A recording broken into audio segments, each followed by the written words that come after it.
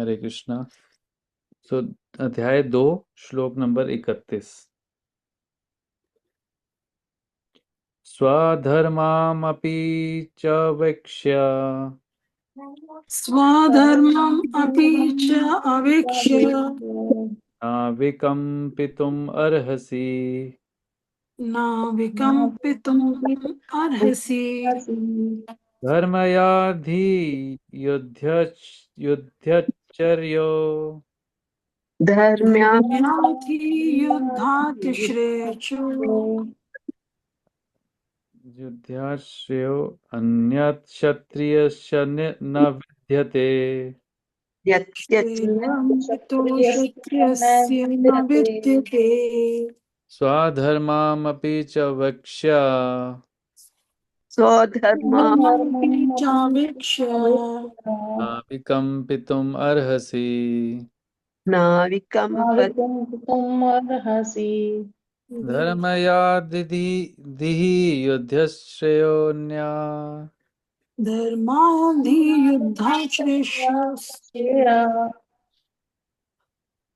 क्षत्रियस्य न विद्यते। क्षत्रियस्य न विद्यते।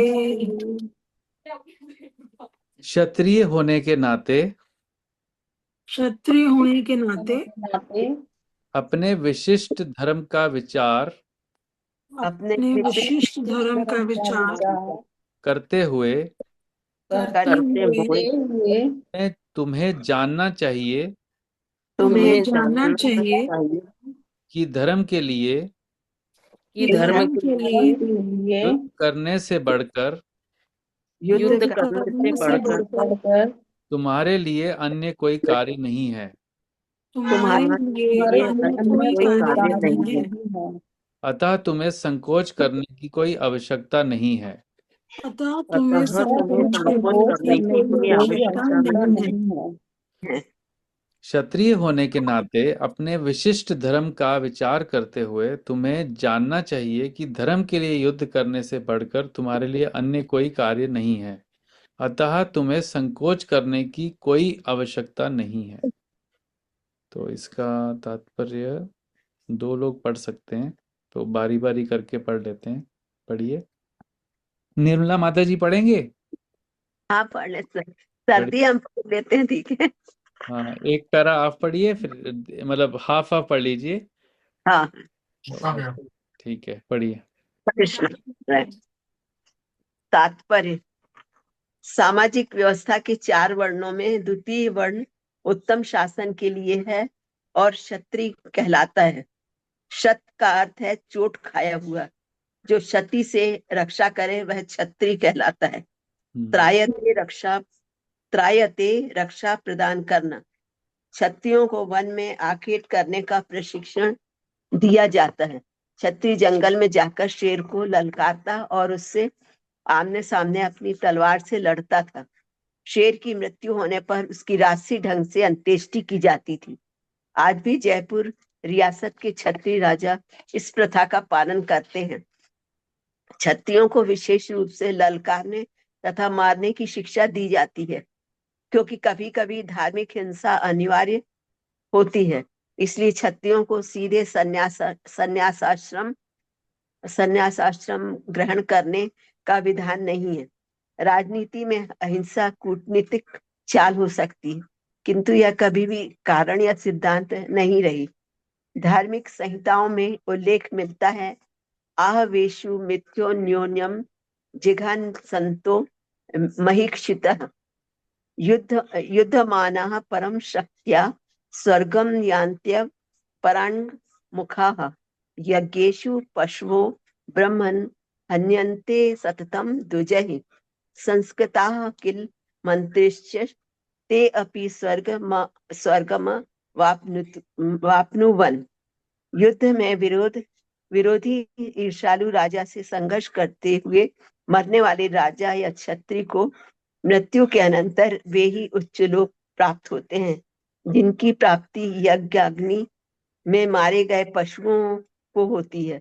अतः धर्म के लिए युद्ध भूमि में वध करना तथा याज्ञिक अग्नि के लिए पशुओं का वध करना हिंसा कार्य नहीं माना जाता, क्योंकि इसमें निहित धर्म के कारण प्रत्येक व्यक्ति को लाभ पहुंचता है और यज्ञ में बलि दिए गए पशु को एक स्वरूप से दूसरे में बिना विकास प्रक्रिया के ही तुरंत मनुष्य का शरीर प्राप्त हो जाता है। इसी तरह युद्ध भूमि में मारे गए क्षत्रिय यज्ञ संपन्न करने वाले ब्राह्मणों को प्राप्त होने वाले स्वर्ग लोक में जाते हैं। सधर्म दो प्रकार का होता है। जब तक मनुष्य मुक्त नहीं हो जाता, तब तक मुक्ति प्राप्त करने के लिए धर्म के अनुसार शरीर विशेष के कर्तव्य करने होते हैं।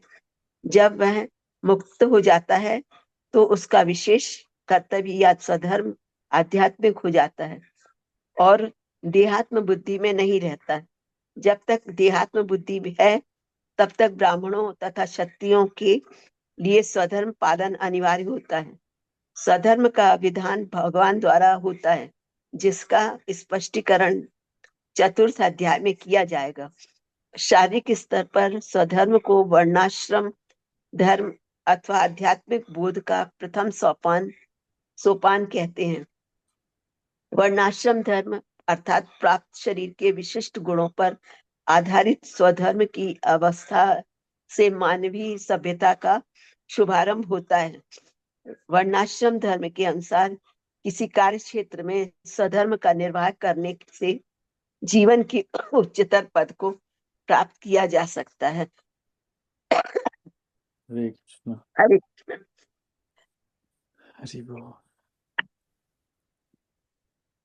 ओम अज्ञानतिमिरन्धस्य ज्ञानञ्जनाशलाकया चक्षुरुन्मिलितं येन तस्मै श्रीगुरुवे नमः। श्रीचैतन्यमनोभीष्टं स्थापितं येन भूतले स्वयं रूपः कदा मह्यं ददाति स्वपदान्तिकम्। वन्देऽहं श्रीगुरु श्रीयुतपदकमलं श्रीगुरून् वैष्णवांश्च श्रीरूपं साग्रजातं सहगण रघुनाथान्वितं तं सजीवं साद्वैतं सावधूतं परिजनसहितं कृष्णचैतन्यदेवं श्रीराधा कृष्णपादान् सहगण ललिता श्रीविशाखान्वितांश्च। हे कृष्णा करुणा सिन्धु दीनबन्धु जगत्पते गोपेश गोपिकान्त राधाकान्त नमस्तुते। तप्त कांचन गौरांगी राधे वृंदावनेश्वरी वृषभानुसुते देवी प्रणमामि हरिप्रिये। वाञ्छकल्पतरुभ्यश्च कृपा सिन्धुभ्येव च पतितानां पावनेभ्यो वैष्णवेभ्यो नमो नमः। जय श्री कृष्ण चैतन्य प्रभु नित्यानंद श्री अद्वैत गदाधर शिवासादि गौर भक्तवृंद। हरे कृष्णा कृष्णा कृष्णा हरे हरे, हरे राम राम राम हरे हरे। नमो विष्णुपादाय कृष्णपृष्ठाय भूतले श्रीमते भक्तिवेदांत स्वामीति नामिने। नमस्ते सरस्वते देवे गौरवाणी प्रचारिणे निर्विशेष शून्यवादी पाश्चात्य देशधारिणे। श्रील प्रभुपाद की जय।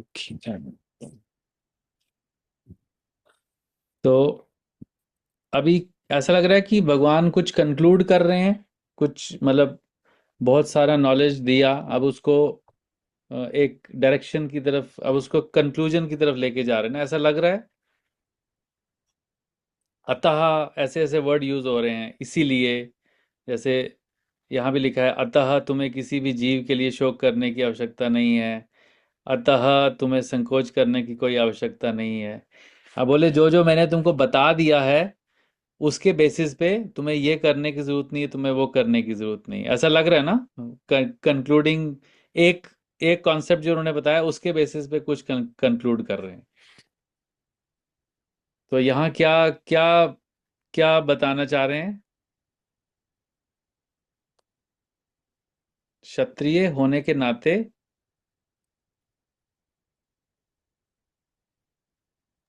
धर्म के लिए युद्ध करने में संकोच नहीं करना चाहिए।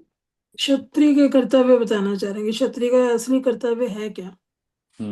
यस, तो क्षत्रिय होने, क्योंकि अर्जुन क्षत्रिय कुल में उनका जन्म हुआ और उनके वो गुणों से भी क्षत्रिय हैं, तो इसलिए उन्हें याद दिला रहे हैं कि क्षत्रिय होने के नाते अपने विशिष्ट धर्म का विचार करते हुए तुम्हें जानना चाहिए कि युद्ध, धर्म के लिए युद्ध करने से बढ़कर तुम्हारे लिए अन्य कोई कार्य नहीं है। तो तुम्हें संकोच करने की कोई आवश्यकता नहीं है। तो यहाँ प्रभुपाद जी ने ये फर्स्ट टाइम यहाँ भगवत गीता में वो बताते हैं कि क्षत्रिय का अर्थ क्या है। शत प्लस त्राय, त्राय, त्राय, त्रायते, मतलब अ, जो किसी, चोट खाया हुआ है उसकी रक्षा करना। हाँ, जो क्षति से रक्षा करे, मतलब किसी को कोई क्षति ना पहुंचाए, उससे अपने जो प्रजा की रक्षा करे क्षति से, उसको क्षत्रिय कहते हैं। क्षत्रियों को वन में आखेट करने का परीक्षण दिया जाता है। तो जैसे पहले होता था ना कि राजा लोग जो है वन में शिकार करने जाते थे, तो उसके पीछे भी लॉजिक था, क्योंकि उनको, उनका स्वधर्म है कि उनको रक्षा करने के लिए युद्ध करना पड़ेगा, और युद्ध करने के लिए वो इंसान पे तो प्रैक्टिस कर नहीं सकते, तो इसलिए वो जानवरों पे, जंगली जानवरों पे प्रैक्टिस करते थे, क्योंकि वो उनसे उन्हीं के लेवल के, मतलब जैसे शेर चीता शक्तिशाली होते थे ना, तो उनके सामने अगर वैसे कैलिबर का, वैसी शक्ति वाला कोई आ गया, तो फिर ताकि वो उससे उससे निपट पाए, मतलब उसके साथ उनको, उनकी प्रैक्टिस हो वैसे लोगों के साथ। सो कि यहाँ लिखा है ना कि अगर क्षत्रिय जंगल में जाकर शेर को ललकारता है, उसके आमने सामने अपनी तलवार से लड़ता है, शेर की मृत्यु होने पर उसकी राजसी ढंग से अंत्येष्टि की जाती है। और मतलब ऐसा नहीं कि, और ऐसा भी होता है कभी कभी कि अगर अगर राजा कैपेबल नहीं है और वो शिकार करने चला गया, तो वो एक टाइप का द्वंद्व युद्ध होता है।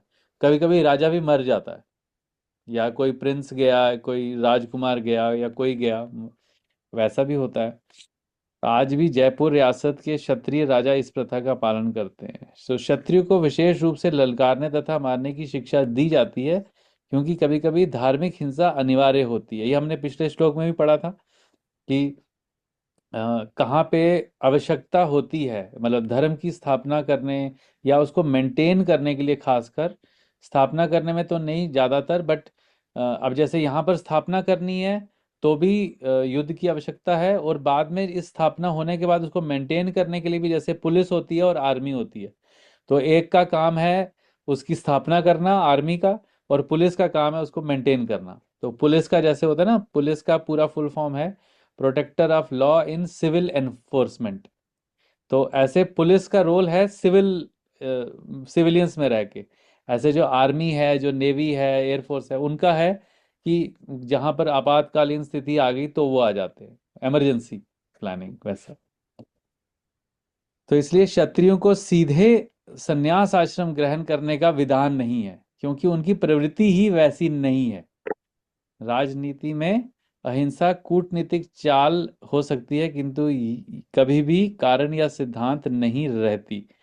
उसके बाद ये श्लोक से बता रहे हैं, युद्ध में विरोधी ईर्ष्यालु राजा के संघर्ष, हाँ, ये युद्ध का जब जब पहले पहले होता था ना कि कोई बोलेगा कि हिंसा क्यों होती थी, पहले लोग जो है वो यज्ञ करते थे, जैसे अश्वमेध यज्ञ किया तो उसमें गाय, घोड़े की बलि लगती थी। ऐसे बहुत सारे जानवरों का भी सेक्रीफाइस होता था, उनकी बलि दी दी जाती थी। तो उस समय के तो जो ब्राह्मण थे वो भी मतलब गुण से ब्राह्मण थे और शुद्ध ब्राह्मण होते थे। तो वो उसमें क्या लिखा हुआ है यहाँ पर कि और यज्ञ में बलि दिए गए पशु को एक स्वरूप से दूसरे में बिना विकास प्रक्रिया के तुरंत मनुष्य का शरीर प्राप्त हो जाता था। तो जब किसी वैदिक यज्ञ में किसी भी पशु की बलि दी जाती थी, और जब सही ब्राह्मण एकदम मंत्रों का उच्चारण, मंत्र उच्चारण की का वो प्रैक्टिस करते थे कि जो जब हम मंत्र उच्चारण कर रहे हैं तो उसमें कितना पावर है, तो उसके लिए उसमें ये देखते थे कि वो जो पशु है, जब उसकी बलि दी दी जाती है तो वो सीधे मनुष्य योनि में जाता है। इस तरीके से वो वैदिक मंत्र इतने स्ट्रांग हैं। तो इसी तरह युद्ध भूमि में मारे गए जो क्षत्रिय हैं, यज्ञ संपन्न करने वाले ब्राह्मणों को प्राप्त होने वाले, जैसे बोलते हैं ना कि वो क्या वीर गति को प्राप्त हो गए। बोलते हैं ना, न्यूज में भी आता है कि जब कोई बॉर्डर में मरता है तो वीर गति को प्राप्त हो गए, मतलब क्षत्रिय की तरह वीरों की भांति लड़ते हुए वीर गति को प्राप्त हो गए। तो उसमें भी प्राप्त होने वाले तो उनको भी उच्च लोग मिलते हैं, मतलब उनको लिबरेशन नहीं मिलता लेकिन ऊपर के लोग मिलते हैं, क्योंकि उन्होंने अपने पर्सनल गेन को, पर्सनल प्रेफरेंसेस को छोड़ के हायर प्रिंसिपल को फॉलो किया, है ना। अब ये टॉप लास्ट पैराग्राफ बहुत इंपॉर्टेंट है कि स्वधर्म दो प्रकार के होते हैं। तो जब तक हम शारीरिक लेवल पे हैं, देहात्म बुद्धि में हैं, तो हमारे जो स्वधर्म है वो शरीर के लेवल से शुरू होता है। That is the beginning point, starting point. उसके बाद जब तक मनुष्य मुक्त नहीं हो जाता तब तक मुक्ति प्राप्त करने के लिए धर्म के अनुसार शरीर विशेष के कर्तव्य करने होते हैं। जैसे इसमें आगे आएगा, जब वह मुक्त हो जाता है तो उसका विशेष कर्तव्य या स्वधर्म आध्यात्मिक हो जाता है और देहात्मिक बुद्धि में नहीं रहता। तो जैसे अभी हम हैं, हम लोग बोले कि नहीं नहीं, अब हमने बहुत सारे पढ़ लिया, गीता पढ़ ली, लेक्चर सुन लिए, सब माला भी कर रहे हैं, अब मैं अपना सब घर बार छोड़ के अब मैं बस बाबा जी बन जाऊंगा, सन्यासी बन जाऊंगा, और मैं कोई काम नहीं करूंगा, मेरी फैमिली जो है वो कृष्णा उसको देखें, क्योंकि वैसे भी कृष्णा ही सबके पालक हैं, तो सब कुछ कृष्णा ही देखें। तो क्या ये विचार सही है या बचकाना है? सही नहीं बचकाना है। है। बचकाना है, क्योंकि हम वो इसलिए, क्योंकि हम अगर अपने को शरीर मान रहे हैं अभी, मतलब हमारा अभी कॉन्सेप्शन कैसा है कि हम अभी विरक्त नहीं हुए हैं, या हमारा जो हमारा जो अभी विचारधारा है, हमारा जो आध्यात्मिक स्तर है, वो अभी हम अपने को शरीर मानते हैं। हाँ, हम सब एटलीस्ट हम अपनी बात करें जो इतने लोग यहाँ हैं, तो हम अगर ऐसा बोलें कि हम तो शरीर नहीं है, आत्मा है, आत्मा तो कभी मरती नहीं है, तो ये मेरे परिवार वाले भी अगर मैं इनको छोड़ के जाऊंगा तो ये कोई मर वर थोड़ी जाएंगे, तो और भगवान वैसे भी सबकी रक्षा करते हैं, वो इनकी कर देगा। तो ये शास्त्र में वर्णन नहीं बताते इसमें। वर्णाश्रम धर्म जो है वो एक सिक्वेंशियल प्रोसेस है, बहुत ही साइंटिफिक प्रोसेस है, जिसमें और भगवत गीता का जो सीक्वेंस है वो भी बहुत ही इसको जस्टिफाई करता है। जैसे कर्म योग, अभी हम अगर हम देहात्म बुद्धि में हैं तो हमें कर्म करना है, क्योंकि हमें अपने नीड्स को फुलफिल करने के लिए कर्म करना है, अपने डिजायर्स को फुलफिल करने के लिए कर्म करना है। तो वो कर्म जब हम भगवान के लिए करते हैं तो धीरे धीरे हमारा प्यूरिफिकेशन होता है और हमारा एलिवेशन होता है, हमारा आध्यात्मिक हम ऊपर उठते हैं। फिर जैसे बताते हैं, प्रभुपाद जी बताते हैं कि कलु कि जब हमारा जन्म होता है तो हमारे अंदर कोई गुण नहीं होते हैं, हम शूद्र, मतलब शूद्र के लेवल पे हम लोग पैदा होते हैं। फिर हमारे प्योरिफिकेटरी प्रोसेस होते हैं, जैसे हम बोलते हैं ना संस्कार, जैसे नाम संस्कार हो गया, फिर उसके बाद युग्नोपवीत संस्कार हो गया, फिर विवाह संस्कार हो गया, ऐसे करते करते 12 संस्कार है, अन्नप्राशन संस्कार हो गया, बहुत सारे 12 संस्कार है, लास्ट में अंतिम संस्कार। तो ये जो सारे स्टेप्स हैं, जो ये संस्कार हैं, प्योरिफिकेटरी प्रोसेस हैं, ये हमें शुद्ध करने के लिए हैं। तो ऐसे ही अगर हम वर्णाश्रम धर्म को फॉलो करते हैं तो वर्णाश्रम धर्म is the first starting point, क्योंकि हम जिस भी लेवल पे हैं, चाहे अगर हम शूद्र के लेवल पे हैं तो हमारे को चांस है कि हम वैश्य के लेवल तक आ जाएं। अगर हम वैश्य के गुण लेके आते हैं, या हमारा पास्ट लाइफ से हम उस लेवल पे हैं, तो हम वहां से क्षत्रिय के लेवल तक पहुंच सकते हैं, धीरे धीरे, स्लोली एंड स्टेडली। और अगर कोई क्षत्रिय में है और वो अपने को प्यूरिफाई करके ब्राह्मण तक पहुंच सकता है। और अगर कोई ब्राह्मण के लेवल पे है, ब्राह्मण के गुण उसमें बचपन से विकसित है, जैसे कुछ होते हैं ना, कुछ आपने देखा होगा, बच्चे छोटे से ही होते हैं तो हाँ एकदम से जी। उनमें ब्राह्मणिकल गुण होते हैं उनमें। जैसे हमारे यहाँ हम देखते हैं एक दो फैमिलीज है, उनके बच्चे बचपन से ही वैसे हैं, छोटे से ही ऐसे हैं, वो कुछ की दीक्षा भी हो चुकी है। तो ऐसे लोग को जैसे ही वो वर्णाश्रम धर्म को फॉलो करते हैं तो वो सीधे वैष्णव के लेवल पे, मतलब वैष्णव के लेवल तक पहुंच जाते हैं, फिर वो प्योर भक्ति करना शुरू करते हैं। तो ये हमें इसमें कहते हैं, क्या बोलते हैं उसको कि जैसे होता है ना, मैनियक बोलते हैं कि ये एक तो इसके, ये तो इसको पता नहीं कहाँ से ये सुन लिया इसने, अब तो ये बिल्कुल छोड़ छाड़ के बैठ गया, ये कुछ काम ही नहीं कर रहा। तो वैसे हमको मेंटेलिटी यहाँ पर जो है स्वधर्म हमारी कॉन्शियसनेस के लेवल पे है। अगर हमारी देहात्म बुद्धि, अगर हमारी चेतना देहात्म बुद्धि के लेवल पे है, तो हमें वहीं से अपने को धीरे धीरे ऊपर लेके आना।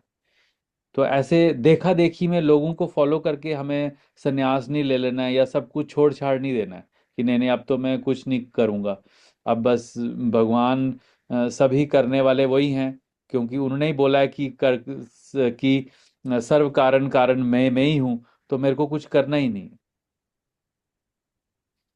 तो सर्वधर्म का विधान भगवान द्वारा होता है, जिसका स्पष्टीकरण चतुर अध्याय में में किया जाएगा। शारीरिक स्तर पर स्वधर्म को वर्णाश्रम धर्म अथवा आध्यात्मिक बोध का प्रथम सोपान, मतलब फर्स्ट स्टेप।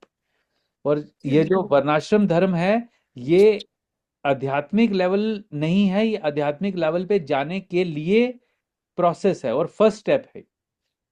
तो प्रभुपाद जी बताते हैं कि जब हम ये चार नियम जो हम फॉलो करते हैं ना, फोर रेगुलेटिव प्रिंसिपल्स, तो ये हमें पहले मनुष्य के लेवल तक लेके आते हैं। अगर हम ये चार नियम नहीं फॉलो कर रहे हैं, तो प्रभुपाद जी हमें बताते हैं कि हम मनुष्य से भी नीचे के लेवल पे हैं, मतलब पशु के लेवल पे हैं। लेकिन जैसे ही हम भगवान का नाम जप करने लगते हैं, और खासकर ये फोर रेगुलेटिव प्रिंसिपल्स जो हम फॉलो करने लगते हैं, तो हम मनुष्य के लेवल पे आते हैं, मतलब एकदम लोएस्ट जो मनुष्य का लेवल है वहां आते हैं। फिर धीरे धीरे जैसे जैसे हम अपने एक्शंस को प्यूरिफाई करते हैं, फिर अपने इंटेंट को प्यूरिफाई करते हैं, अपने विचारों को प्यूरिफाई करते हैं, फिर अपने संग को प्यूरिफाई करते हैं, फिर अपनी हैबिट्स को प्यूरिफाई करते हैं, ऐसे धीरे धीरे स्टेप बाय स्टेप हमारा प्यूरिफिकेशन होता है, हमारा शुद्धिकरण होता है। और वर्णाश्रम धर्म अर्थात प्राप्त शरीर के विशिष्ट गुणों पर आधारित स्वधर्म की अवस्था से मानवीय सभ्यता का शुभारंभ होता है। तो ये ह्यूमन लाइफ का स्टार्टिंग पॉइंट है वर्णाश्रम धर्म, ये एंड गोल नहीं है। तो प्रभुपाद जी बताते हैं, चैतन्य चरित्रामृत में वर्णन आता है कि जब एक व्यक्ति हाईएस्ट स्टेज पे पहुंच जाता है, तो ये जो ब्राह्मण होना, अपने को ब्राह्मण समझना, अपने को क्षत्रिय समझना, या अपने को शूद्र या वैश्य ये समझना, अपने को मेल फीमेल समझना, अपने को, ये सब भी बॉडीली लेवल पे आता है। दिस इज ऑल्सो देहात्म बुद्धि। तो एक स्टेज ऐसी आती है कि जब हमें क्या बोलते हैं कि उपाधि विनिर्मुक्त, मतलब उपाधि से मुक्त होना। तो यहाँ जो ये मुक्त का मतलब बता रहे हैं, जब मनुष्य मुक्त हो जाता है, तब वह मुक्ति प्राप्त करने के लिए धर्म के अनुसार शरीर विशेष के कर्तव्य करने होते हैं। तो जब तक मुक्त नहीं होता है, लेकिन जब मुक्त हो जाता है तो उसके विशेष कर्तव्य या स्वधर्म आध्यात्मिक हो जाते हैं। तो ये जो आध्यात्मिक वाले हैं, ये तब होते हैं जब हम उपाधि से मुक्त होते हैं। यहाँ मुक्त होने का पॉइंट क्या है? उपाधि से मुक्त होना। अभी हम समझते हैं ना कि मैं मदर हूँ, मैं फादर हूँ, मैं डॉटर हूँ, मैं किसी की माँ हूँ, मैं किसी की बेटी हूँ, मैं किसी का पापा हूँ, मैं किसी का चाचा हूँ। तो ये सब क्या है? या मैं इंडियन हूँ, या मैं अमेरिकन हूँ, मैं पंजाबी हूँ, मैं जम्मू का हूँ, मैं भिलाई का हूँ। मतलब ये सब क्या है? ये उपाधियां हैं। मैं उसका पति हूँ, मैं उसकी पत्नी हूँ, ये सब क्या है? डेजिग्नेशंस हैं। तो ये इससे हमें पता लगता है कि हम देहात्म बुद्धि में हैं या आध्यात्मिक बुद्धि में हैं। तो इसलिए हमें जंप नहीं करना है कभी। हम जिस लेवल पे हैं वहीं से एक एक स्टेप आगे बढ़ते जाना है, लेकिन ऐसे छलांग नहीं लगानी है, ताकि लोगों को लगे ये तो पागल हो गए, ये पता नहीं इस्कॉन में जाके क्या इन्होंने पढ़ लिया और ये पागल हो गए। वैसा नहीं करना, बचकानी हरकत नहीं करनी। ठीक है। तो वर्णाश्रम धर्म के अनुसार किसी कार्य क्षेत्र में स्वधर्म का निर्वाह करने से जीवन के उच्चतर प्राप्त पद को प्राप्त किया जा सकता है। तो धीरे धीरे करके अगर हम कहते हैं, प्रहलाद महाराज सेवेंथ कैंटो भागवतम में बताते हैं कि अगर 5 साल की वर्ष से एक बच्चा जो है, अगर वो भगवत धर्म को अपने को प्यूरिफाई करना शुरू करता है, खासकर कलयुग में, जैसे नाम जप करता है, रेगुलेटिव प्रिंसिपल फॉलो करता है, शास्त्र पढ़ता है, डिवोटीज वैष्णवों की सेवा करता है, तो इसी लाइफ में वो एकदम से जो आध्यात्मिक बुद्धि पे जाके पहुंच सकता है। और प्रभुपाद जी बोलते हैं कि ठीक है, हमें मौका नहीं मिला, हम 5 साल की अवस्था से नहीं कर पाए, लेकिन जब भी हमें मौका मिला, जब से हमने स्टार्ट किया है, तब से भी हम कोशिश कर सकते हैं। Only thing is we need to be very, हमें बहुत सीरियसली इसको करना होगा। हम अगर इसको कैजुअली लेंगे तो फिर हम कंटिन्यू करते रहेंगे देहात्म बुद्धि में ही। और देहात्म बुद्धि में, जब तक देहात्म बुद्धि में रहेंगे, तब तक हमें अपनी शरीर के उपाधि के कारण ही कार्य करने पड़ेंगे। तो फिर हमें वर्णाश्रम धर्म को फॉलो करते रहेंगे धीरे धीरे। लेकिन हम उस, वो जो मुक्त अवस्था है, मतलब उपाधि से जो मुक्त अवस्था है, उस पे पहुंच नहीं पाएंगे। और जब तक उस अवस्था पे पहुंच नहीं पाएंगे, तब तक भगवान के पास जा नहीं पाएंगे, क्योंकि भगवान के पास जाने के लिए एक ही उपाधि चाहिए, दास अनुदास वाली। वहां कोई और उपाधि चलती नहीं है। वहां एक ही उपाधि चलती है कि मैं आपका सेवक हूं और आप मेरे स्वामी हो, बस एक ही उपाधि है वहां। वहां जितने लोग हैं, उनका रिलेशन आपस में क्या है कि तेरी भगवान के लिए ये सेवा है, मेरी ये सेवा है, उसकी वो सेवा है। आपस में उनके क्या है, रिलेशन किस बेसिस पे है कि तुम्हारी भगवान की सेवा कौन सी है और मैं तुम्हें कैसे उसमें हेल्प करूं। ये रिलेशनशिप है आध्यात्मिक जगत में। भगवान के अलावा जितने उनके सेवक हैं, उनके बीच में जो रिलेशन है, वो सिर्फ सेवा को लेकर। तो ये बहुत अच्छा वर्णन इसका भागवतम में आता है, आप लोग भी पढ़ सकते हैं स्वधर्म को लेकर। हम बोलते हैं ना कि अ, हमारे बहुत सारे धर्म हैं बॉडीली लेवल पे, तो वो सारे अभी बॉडीली लेवल पे ही हम कर रहे हैं, बट अगर वो हम सही तरीके से करते जाएंगे, बहुत ही अच्छे से, तो हमारा आध्यात्मिक उन्नति होती जाएगी। लेकिन हमारा वो गोल नहीं है कि मैं अपनी बॉडीली लेवल पे जितनी जितने मेरी ड्यूटीज हैं उसको पूरा करूं। वो तो हमें करना पड़ रहा है क्योंकि हमें प्यूरिफाई होना है।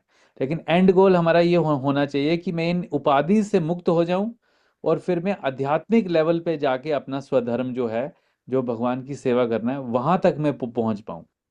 दैट शुड बी अवर गोल। तो इसलिए ये लास्ट पैरा ज़्यादा इंपॉर्टेंट था, मुझे ऐसा लगा। इस पे ज़्यादा हमने टाइम स्पेंड किया। आप लोग का कुछ रियलाइजेशन, अंडरस्टैंडिंग, कमेंट्स?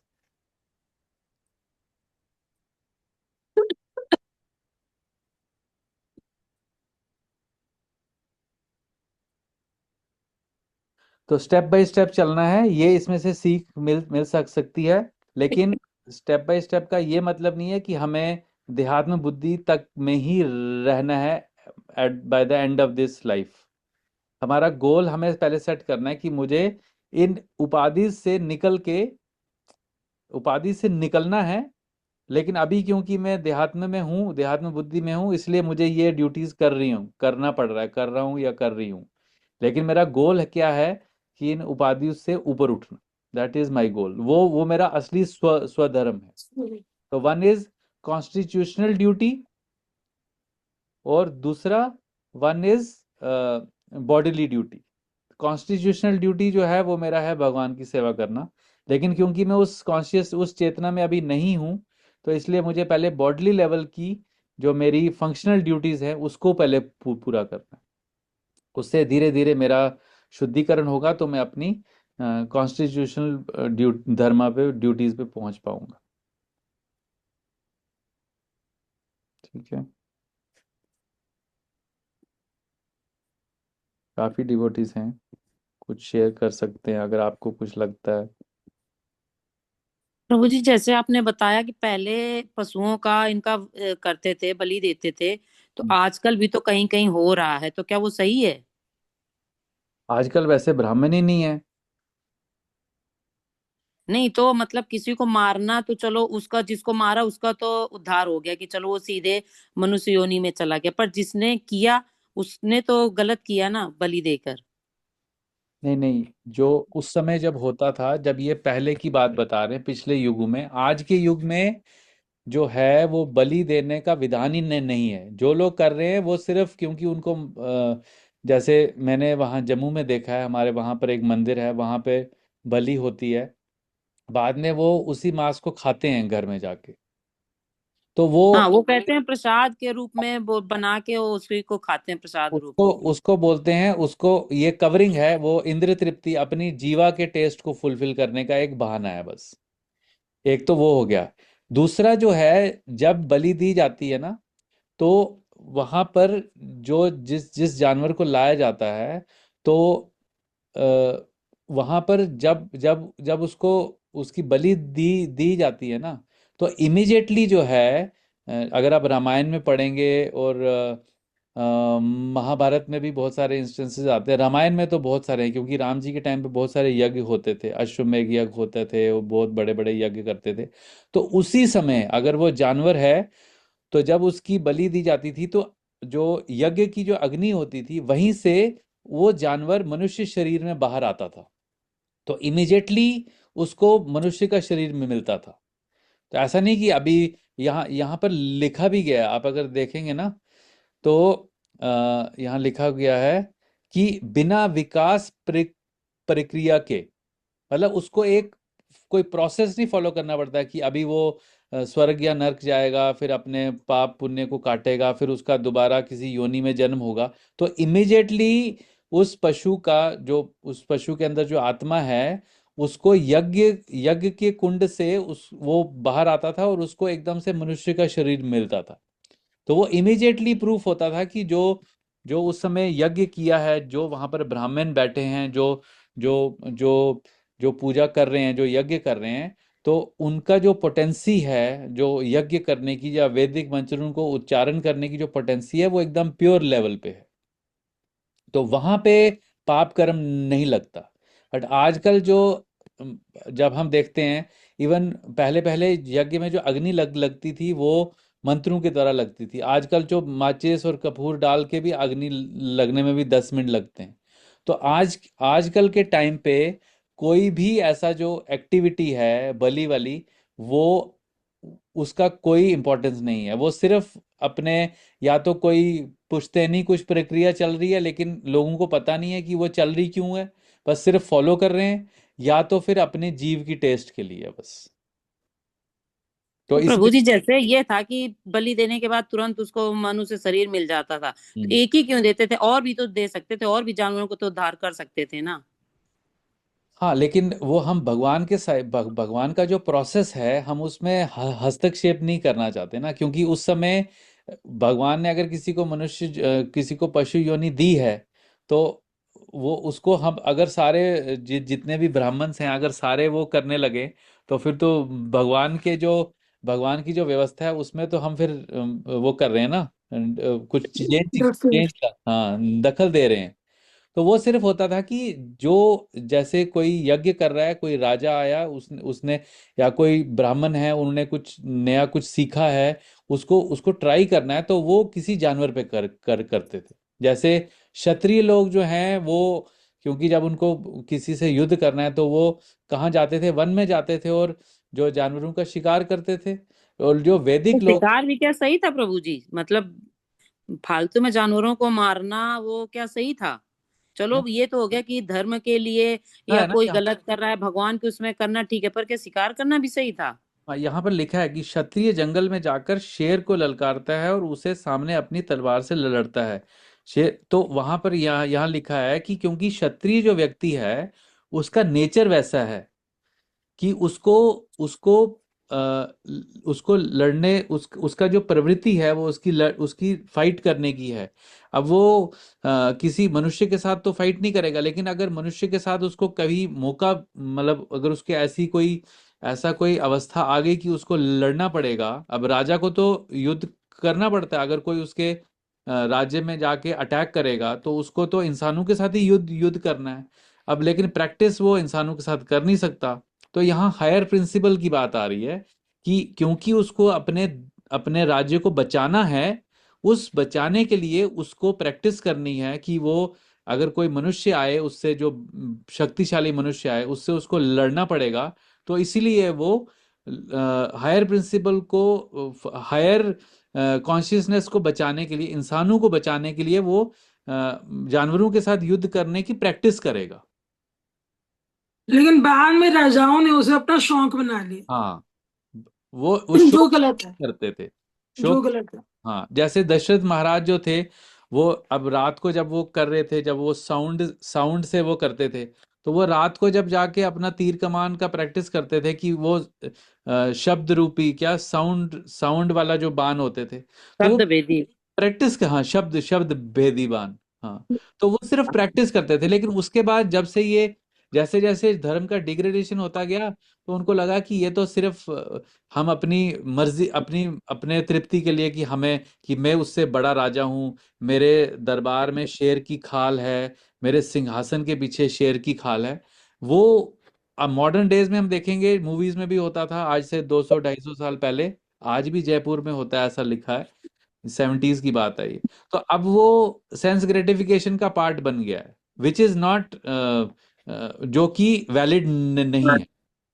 तो दोनों चीजें आज की डेट में, क्षत्रिय कोई वैसा है नहीं, और जो जो फौजी लोग भी जो प्रैक्टिस करते हैं, अब वो, उनके लिए वहां पर एक रेंज जैसी बनी होती है, रेंज पे वो प्रैक्टिस करते हैं, अब वो इंसानों पे या जानवरों पे प्रैक्टिस नहीं करते। तो प्रभु जी जैसे पहले करते थे तो क्या हर बार वो इसीलिए करते थे शिकार, या कई बार उसमें दिखाया भी गया है कि वो मतलब शिकार तो कई बार ऐसे ही कि हाँ वो हिरन दिख गया या वो चाहिए या जो भी है, तो उस तो हर बार थोड़ी करते होंगे कि हर बार वो प्रैक्टिस के लिए ही करते थे, कई बार तो शिकार के लिए भी करते होंगे। नहीं नहीं, वो क्षत्रिय लोग नहीं करते थे, जो जो असली क्षत्रिय लोग थे, हम अभी कलयुग का देख रहे हैं ना, हम हमारा जो कॉन्सेप्शन है ना, वो हमने मूवीज के बेसिस पे हमने देखा हुआ है ना, जो हमने, हाँ नहीं, वो महाभारत में जो देखा, ये हाँ, पांडु जो किया था ना, पांडु ने जो वो हिरन को ड्रामेटाइजेशन दिया था होती जो है माता जी, बढ़ा चढ़ा के दिखाने के लिए। वो उसमें था कि, लेकिन यहाँ पर जो बताया जा रहा है कि जो क्षत्रिय थे, उनको अपने स्किल्स को, जैसे हम, जैसे कोई आर्चरर है, आपने देखा होगा, जैसे कोई मान लो ओलंपिक्स में, या ओलंपिक्स में किसी को जाना है, अब उसको आर्चरी में उसको मेडल लेना है, तो उसको आर्चरी की प्रैक्टिस पूरा साल करनी पड़ेगी, तब जाके वो वहां पे आर्चरी में गोल्ड मेडल लेके आएगा।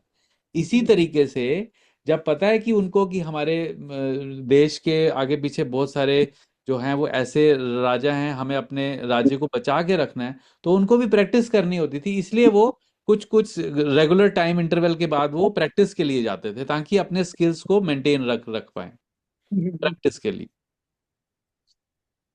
लेकिन अब आज की डेट में अगर आप भागवतम पढ़ोगे, भागवतम में प्रभुपाद जी क्लियरली लिखते हैं कि इस एज में, कलयुग में, ना तो क्षत्रिय लोग हैं, जो असली क्षत्रिय होते थे, और वो सब, अगर कोई अपने को बोले कि मैं शिकार करने जा रहा हूँ, मेरे को याद है, जब मैं मेरा यूएस में जब ऑफिस में एक बंदे थे, तो वो काफी ऐसी जगह में रहते थे जहाँ पे बहुत ज्यादा ठंडी होती थी, तो वो बोलते थे कि हम गन लेके जाते हैं और डियर का शिकार करते हैं, और फिर उसको एक वो बड़े से स्टील के बॉक्स में उसको हम मार के रख देते हैं, फिर पूरी सर्दियां जो हैं, वो 3 4 जो डियर होते थे, उसका मांस थोड़ा थोड़ा काट काट के फिर उसको हम खाते हैं। तो इस तरीके से होता है आज की डेट में, जो कि बिल्कुल भी माननीय नहीं है। और वैदिक जो मंत्र वाला है, वो तो कोई चांस ही नहीं है, वो तो बिल्कुल वर्जित है कि यज्ञ, वैसे यज्ञ अभी वर्जित है, अभी संकीर्तन यज्ञ सिर्फ एक यज्ञ है जो अभी किया जा सकता है, अदरवाइज दूसरा कोई यज्ञ, क्योंकि वैसे ही हमारे पास चीजें भी नहीं है। जैसे शुद्ध गाय का घी मिलता है क्या आपको? आप यूट्यूब नहीं। पे सर्च करोगे, तो आपको, आप बोलोगे कि शुद्ध गाय का घी मिल रहा है, वो सिर्फ नाम के लिए है कि गाय का शुद्ध देसी घी बस लिखा हुआ है, उस तरीके से है। ठीक है माता जी, ठीक है, तो यहीं करते हैं, थोड़ा लंबा हो गया, but yes, it's a good discussion. Hare Krishna. Srila Prabhupada की जय, गुरु गोविंद की जय।